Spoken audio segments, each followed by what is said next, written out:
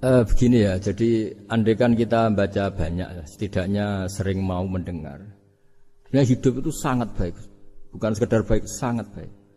Misalnya kita sedang dapat nikmat, ya Islam menganjurkan syukur. Syukur itu ya dapat pahala. Kalau sedang banyak masalah seperti sekarang mungkin ada pandemi apa, Islam mengajarkan sabar, sabar itu juga pahala. Nanti kalau kita masih hidup, yang rumat anak bojo ya ibadah. Nanti kalau mati karena penyakit mat'un atau ta'un juga syahid. Jadi Islam melihat hidup itu rileks, karena ya memang rileks. Ketika ada orang miskin susah makan enak, itu kata ulama idamuhu alju. Kalau kamu ingin makan enak, kata si miskin ya ingin, gampang makan enak itu. Kamu sangat lapar, nanti semuanya juga enak. Jadi, itu nubuah. Jadi Nabi itu resepnya kamu coba. Kalau sampean puasa melihat tempe itu sudah tertarik sekali. Tapi kalau kamu sudah habis makan, melihat sate kurang enak, ini kurang enak, karena saking memang sudah semuanya nafsu kan. Dia sudah puasa, semuanya enak. Jadi kalau ingin nubuah, misalnya kita miskin itu ada fadilahnya orang miskin, keutamaan orang miskin. Itu malaikat ngauditnya bingung, karena mau diaudit apanya nggak punya apa-apa kan.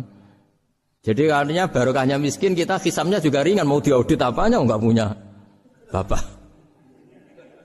Iya kan? Nah, yang orang kaya, barokahnya kaya bisa amal, bisa ikut bantu masjid, bantu madrasah, bantu kebaikan. Nah, itu berpikir nubuah.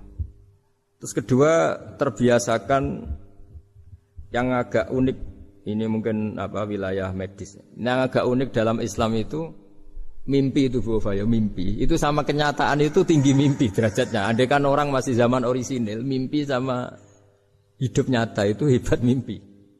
Karena begini, misalnya saya melihat ibu-ibu sama bapak-bapak melihat langsung seperti ini. Saya mesti berpikir nafsu. Kalau yang saya punya kepentingan, ini tak anggap orang prospek. Kalau yang enggak punya kepentingan, enggak prospek. Pertanyaannya adalah, orang yang saya anggap prospek bisa membantu saya, ternyata jenisnya kikir. Yang tak anggap enggak prospek, ternyata jenisnya dermawan. Kita kan sebenarnya enggak tahu.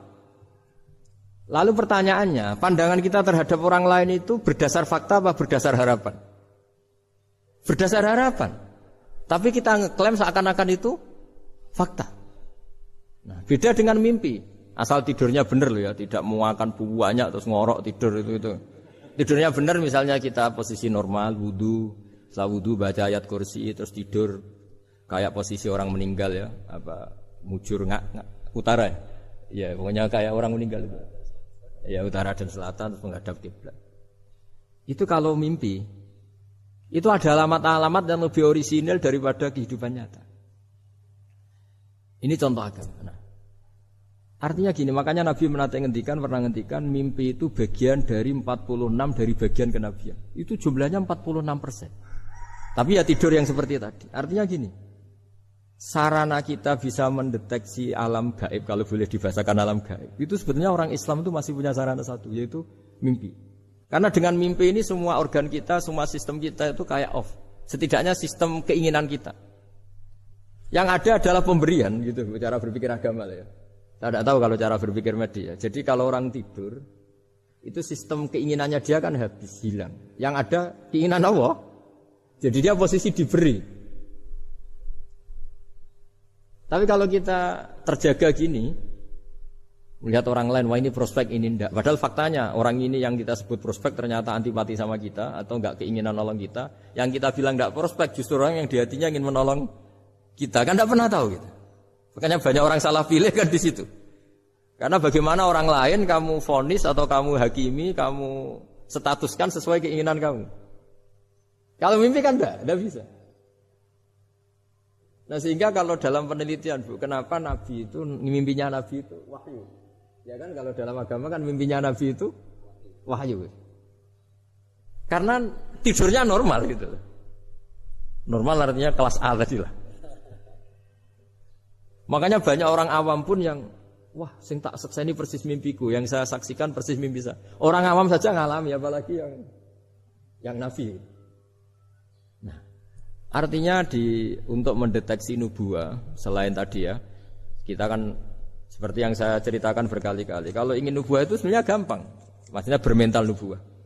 Kalau saya sekarang hidup, ya anggap saja bisa melakukan kebaikan lagi. Kalau sekarang saya mati atau akan mati, Anggap saja mati itu mengakhiri semua potensi keburukan Anda. Sekarang mungkin kita ada zina, ada korupsi, ada maling, tapi siapa yang bisa menjamin bahwa kita tidak akan maksiat di masa depan? Dengan mati potensi itu hilang. Makanya Nabi melihat mati itu ya sederhana. Wa tawaffani idza kanatil wafat khairan li. Ya Allah, hidupkan kami ketika hidup kami menambah kebaikan. Matikan kami jika mati itu mengakhiri kejahatan. Jadi Allahumma ij'alil hayata ziyadatan li fi kulli khairin wal mauta rohatan li min kulli syarrin. Ya Allah, ketika saya hidup, dianggap saja ini potensi menambah kebaikan. Kalau saya mati, dianggap mawon mengakhiri semua kejahatan. Sehingga ya mati itu pasti baik. Makanya kalau ada koruptor, ada preman mati, kalau kiai-kiai saya baik ya, sampai orang-orang tidak ikhlas. Baik di mana orang penjahat gini? Padahal kiainya di hatinya, ya baik sekarang tidak penjahat lagi, sudah mati. Nah itu ada ilmunya sebenarnya, karena kematian itu punya sisi positif. Orang tidak bisa jahat lagi. Ya saya kira demikian. Oke, ini ada pertanyaan berikutnya, Pak Sa. Ketika kita menyembelih sapi atau kurban yang kita kurbankan, kalau dilihat tampilan itu sehat ya, namun ketika disembelih itu ada beberapa bagian, misalnya hati, limpa itu terpesi cacing. Apakah yang sebagian terpesi ini membatalkan syarat kita kurban? Setelah itu apakah kita akan mengganti hewan atau bagaimana? Makasih. Kalau Islam ya, Islam kan istilahnya masyhur itu ya dalam pegangan ilmu usul fikih. Nahnu nahkumu bidzahir, kita ini hanya berpegangan yang kita lihat. Jadi kalau secara medis, secara sudah diperiksa oleh dokter-dokter hewan dinyatakan sehat, ya itu sah. Bahwa faktanya nanti ada limpa atau hati yang terinfeksi, ya itu nggak usah dimakan tentu. Tapi korbannya tetap sah. Nah beda dengan misalnya suatu saat mungkin ya ada satu kemampuan observasi medis yang komprehensif sampai hewan yang lahirnya sehat bisa dideteksi ini ya mungkin kalau milih itu karena harga murah ya menjadi dasar kan karena motifnya kikir. Tapi kalau dari awal tidak tahu ya tetap sah itu. Ya, sambil nunggu pertanyaan, ini ada beberapa mungkin titipan pertanyaan. Titipan pesanan. Pesanan ya. Jaga partai politik. Bahwa ya kalau dulu kan misalnya Nabi Ibrahim itu memang orangnya sudah Islaminya kuat, dengan Allah itu memang sudah percaya dan memang pasrah gitu ya. Ketika ingin menyembelih putranya itu adalah untuk peningkatan keimanan atau ketakwaan. Nah, kira-kira dalam aplikasi sekarang kira-kira apa yang kira-kira bisa menyamai seperti itu? Kita misalnya sebagai orang kesehatan, sebagai pendidik, mungkin sebagai karyawan, kira-kira apa yang menyamai keimanan atau ketakwaan seperti itu, Pak? Oh ya, jadi saya punya kitab namanya Khilyatul Aulia. Di situ ada beberapa catatan orisinil ya yang ada di kitab Taurat, Injil yang masih orisinil karena perawinya, pencatatnya itu orang yang Coro Jawa menangi lah, yang pernah neliti itu. Itu diantara yang diceritakan di kitab-kitab itu adalah memaklumatkan diri, bikin sarana publik yang mudah dimengerti. Jadi kita pakai contoh yang awam saja ya. Kita tahu kalau itu bidan karena di situ ditulis bidan siapa, Sri Handayani misalnya. Di situ dokter gigi ditulis dokter gigi. Kita tahu itu dokter gigi. Toko juga gitu, ini toko bangunan. Terus kita tidak salah pilih. Masa beli lipstik di toko bangunan? Semua itu barokahnya tulisan itu. Barokahnya maklumat itu. Nah, dulu yang dituhankan itu berhala. Berhala itu barang fisik muncul. Akhirnya nggak ada pilihan lain orang menyembah berhala karena itu yang dimunculkan. Sehingga agama ini syaratnya harus muncul. Yuzhirahu ala dini kulli. Agama ini harus muncul. Zuhur itu maknanya muncul, makanya dikatakan waktu sholat duhur karena di mana waktunya sangat jelas, karena maknanya duhur itu muncul. Nah, Nabi Ibrahim itu Nabi yang setiap malam munajat itu doanya gini ya, nggak doa ya kayak bergumam emosi, tapi emosinya Nabi. Ya Allah, dunia ini tidak fair. Engkau zat yang begitu penting. Engkau Tuhan yang mengatur alam raya ini. Kemudian orang tidak mengenali engkau. Coba betapa buruknya bangsa Indonesia kalau nggak tahu kalau presiden itu Pak Jokowi misalnya. Atau orang UGM nggak tahu rektornya itu Pak Manut misalnya. Dekannya Bu Ova di kedokteran. Itu kan lucu. Atau anak kamu nggak tahu kalau kamu orang tuanya. Itu kan mangkel betul itu. Tahu aja enggak. Nah, Ibrahim itu tiap malam gitu. Dunia ini tidak fair. Engkau Tuhan yang begitu penting menciptakan langit bumi. Kemudian manusia itu tidak mengenali engkau. Bahkan menyembah selain engkau. Wah itu. Nah supaya Allah diketahui gimana. Terus ada simbol-simbol itu.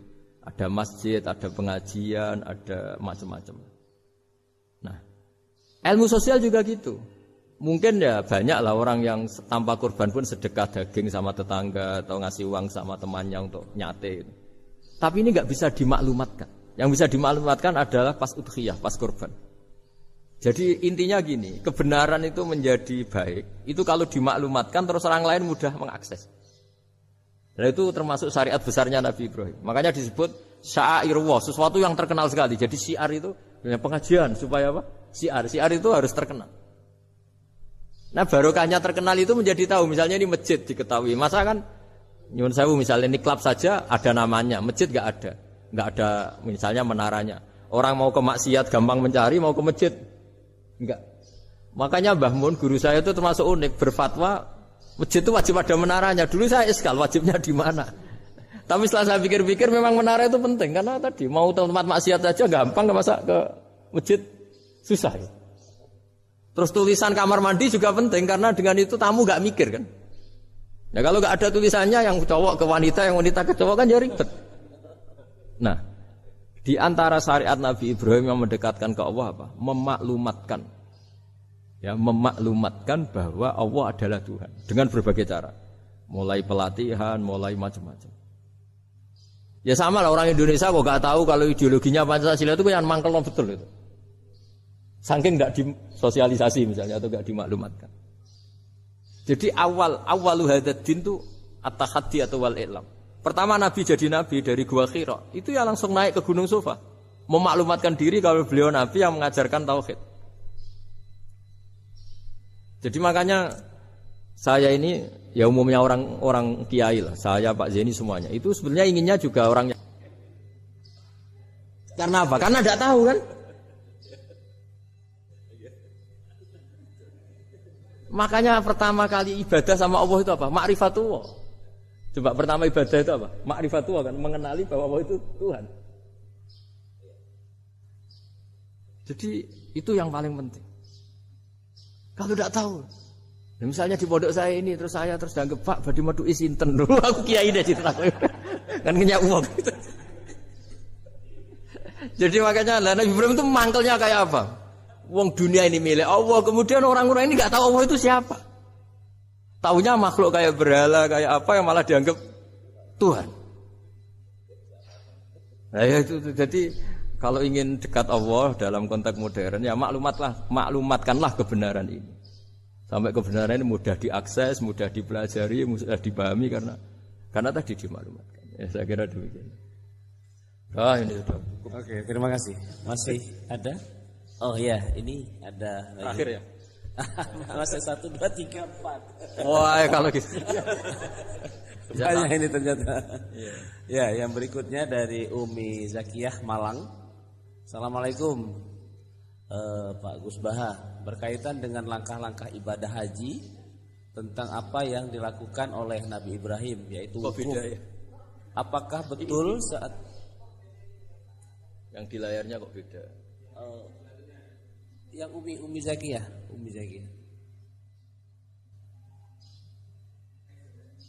Next.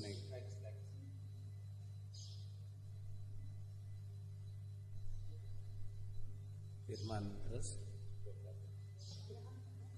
Nah, iya. Ismi. Harus dibatasin kamu. Oh iya. Iya nanti kita batasi. Kok nanti ya? Soalnya sangat menarik ini. Iya.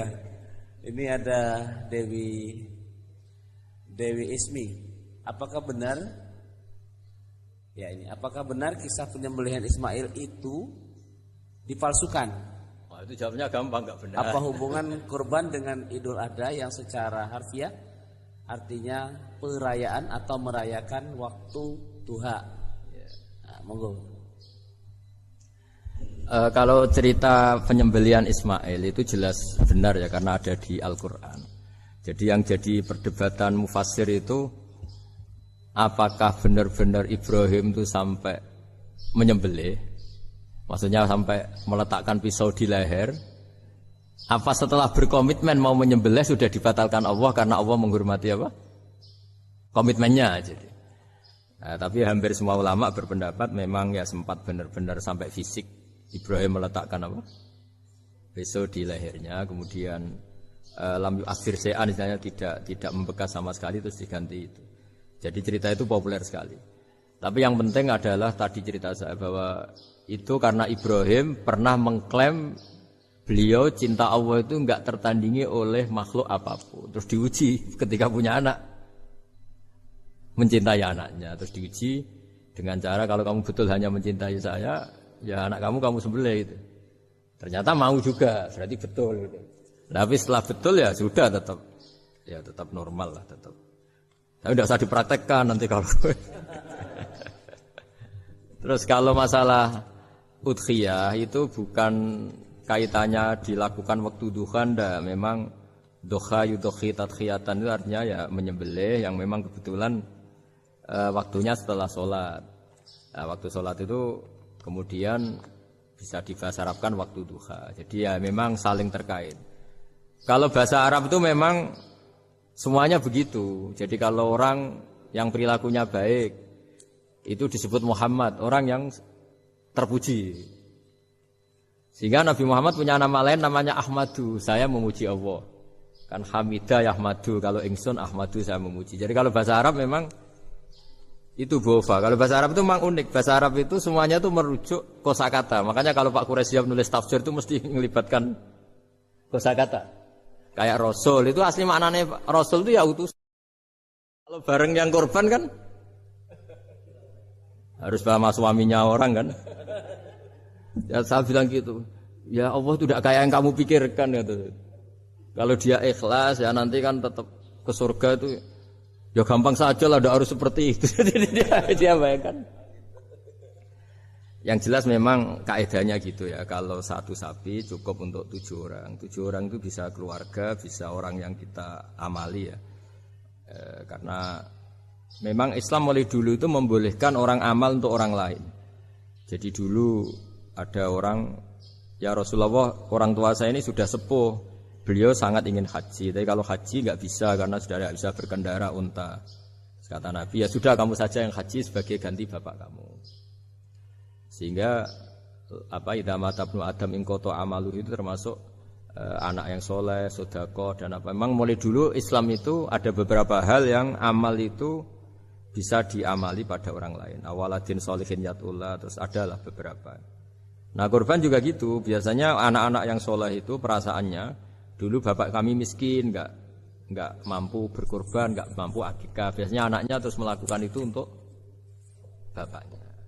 Nah memang jadi perdebatan ulama, apakah kemudian mayit ini dapat pahalanya enggak? Jawabannya gini, kalau mayit itu orang soleh dapat. Kalau enggak soleh, itu kemungkinan dapat kecil. Misalnya gini, ada mayit yang zaman hidup itu antipati ngamal. Kok enak, duitku sing ilang wong liya nyate gitu. Dia mentalnya mental kikir yang beranggapan kok kenaan tetangga kami, uang kami yang habis, orang lain yang nyate. Terus dia mentalnya gitu dibawa mati. Kemudian anaknya soleh berkorban untuk bapaknya. Lah yang seperti ini ada potensi gak sampai karena dia tidak pernah punya niat. Itu beda dengan orang yang zaman hidup memang ingin korban cuma secara ekonomi enggak mampu.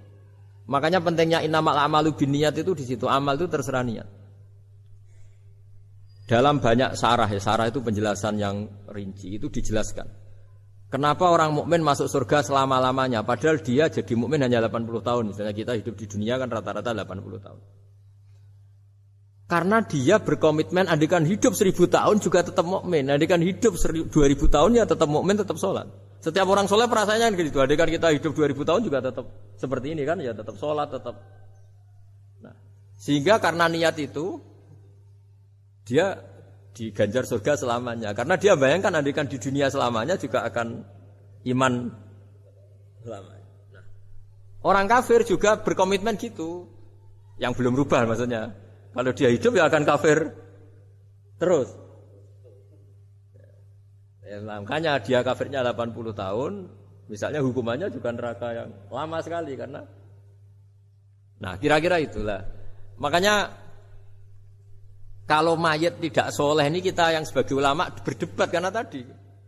Itu kan ibarat gini, ada mayit sama sekali gak pernah sholat. Bahkan dulu itu mengkritik orang sholat. Terus dia mati, anaknya jadi orang soleh sering tanya saya, Gus sholatnya bapakku tak kodoin ndak? Wong era sholat kodoin yuk aku hati kan? Beda dengan misalnya kita punya bapak soleh, misalnya terus pas beliau koma, ya misalnya ini koma 2 hari kan keluarganya kalau ngodoi kan paling 2 hari pas koma. Lah ini orang nggak sholat mulai kecil sampai tua sampai mati, anaknya soleh tersiksa, anak saya tak kodoi. Lah bapakmu sholat boten, wah ya kesel gue. Sudah kesel orang ini nggak pernah berkeinginan sholat. Kan beda dengan nyun sewu ibu saya atau bapaknya Mbak Ova. Memang ibu saya ya tidak sholat itu karena sudah koma atau sudah apa, sudah banyak alat-alat medis yang terpasang. Ini cara ngodoi jumlahnya ya jelas dan sumbut karena memang beliau andikan sehat komitmennya juga sholat. Nah ini yang orang kadang salah kaprah. Bisa enggak amal sampai mayit? Sebetulnya di dunia ulama perdebatannya bukan masalah sampai tidaknya. Mayitnya ini siapa? Kalau mayit ini soleh jelas dawe Nabi man sana sunatan hasanatan falahu ajruha wa ajru man amila biha ila yaumil qiyamah. Orang baik kemudian mengajarkan kebaikan pasti dia dapat investasi kebaikan itu. Dan siapapun yang meniru dia dapat sahamnya. Itu enggak ada perbedaan antara NU, Muhammadiyah, Wahabi semuanya sama. Yang debat itu yang enggak paham. Tak jamin itu yang debat itu yang enggak paham. Wong hadisnya jelas sahih apa? Siapa yang mensyariatkan kebaikan, kemudian kebaikan itu ditiru oleh orang setelahnya, maka dia akan dapat kebaikan itu dan kebaikannya orang yang meniru itu. Itu kan hadis sahih, enggak ada perdebatan sama sekali.